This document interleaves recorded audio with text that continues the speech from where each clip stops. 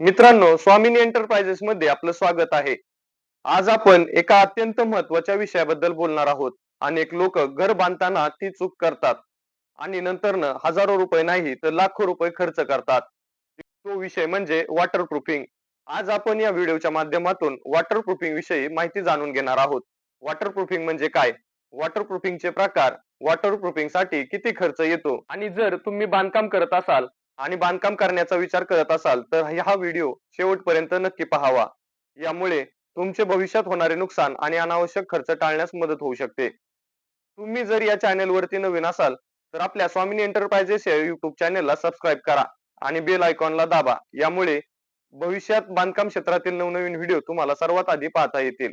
चला तर या व्हिडिओला सुरुवात करूया. वॉटरप्रूफिंग म्हणजे काय? वॉटरप्रूफिंग म्हणजे भिंत, स्लॅब किंवा इमारतीच्या आतमध्ये पाणी जाऊ नये म्हणून केलेले संरक्षण. जर वॉटरप्रूफिंग योग्य पद्धतीने केले नाही तर छताला गळती लागते, भिंतींना ओल निर्माण होते, रंग निघतो आणि लोखंडाला गंज लागतो. त्याचप्रमाणे इमारतीचं आयुष्य कमी होतं. वॉटरप्रूफिंग कुठे करावी? Terrace, toilet bathroom, balcony, kitchen, water tank, basement, external wall, planter box या ठिकाणी वेगवेगळ्या प्रकारची वॉटरप्रूफिंग वापरली जाते. वॉटरप्रूफिंगचे प्रकार: सिमेंटिशियस वॉटरप्रूफिंग बाथरूम, टॉयलेट आणि पाण्याच्या टाकीसाठी वापरतात.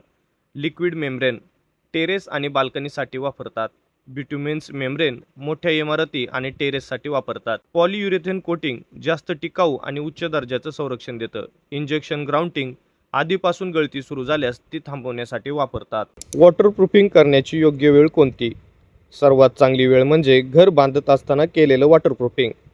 पण घर पूर्ण झाल्यावर वॉटरप्रूफिंग करता येते, पण त्याचा खर्च आणि काम दोन्हीही वाढतं. वॉटरप्रूफिंग करताना होणाऱ्या चुका: स्वस्त मटेरियल वापरणे, सरफेस साफ न करणे, क्रॅक दुरुस्त न करणे, योग्य थिकनेस न ठेवणे, क्युरिंग न करणे, अनुभव नसलेल्या व्यक्तीकडून काम करून घेणे.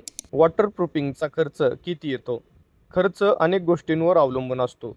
Area, surface condition, material quality, कोणत्या प्रकारचे वॉटरप्रूफिंग करायचे आहे यावर ठरवलं जातं. म्हणून फक्त कमी दर पाहू नका, दर्जेदार काम निवडा. चांगला कॉन्ट्रॅक्टर कसा निवडाल? पूर्वीची कामे पहा, कोणते मटेरियल वापरतात ते विचारा, त्याचप्रमाणे वॉरंटी मिळते का ते तपासा आणि योग्य प्रोसेस फॉलो करतात का ते पहा. निष्कर्ष: जर वॉटरप्रूफिंग योग्य पद्धतीने केली तर अनेक वर्ष गळतीची समस्या येत नाही आणि घर सुरक्षित राहते. म्हणून घर बांधताना वॉटरप्रूफिंगवर कधीही तडजोड करू नका. व्हिडिओ तुम्हाला माहितीपूर्ण वाटला असेल तर या व्हिडिओला लाईक करा आणि तुमच्या मित्रपरिवाराला शेअर करा. त्याचप्रमाणे बांधकाम क्षेत्रातील उपयुक्त माहितीसाठी आपल्या स्वामिनी एंटरप्राइजेस या युट्यूब चॅनलला सबस्क्राईब करा आणि बेल आयकॉन दाबायला विसरू नका. आणि तुमच्या मनातील काही शंका, काही प्रश्न असतील तर खालील कमेंट बॉक्समध्ये नक्की विचारा. त्याबद्दल नक्कीच उत्तर देण्याचा प्रयत्न करू. आता भेटूया अशाच बांधकाम क्षेत्रातील उपयुक्त माहितीसाठी नवीन व्हिडिओमध्ये. धन्यवाद.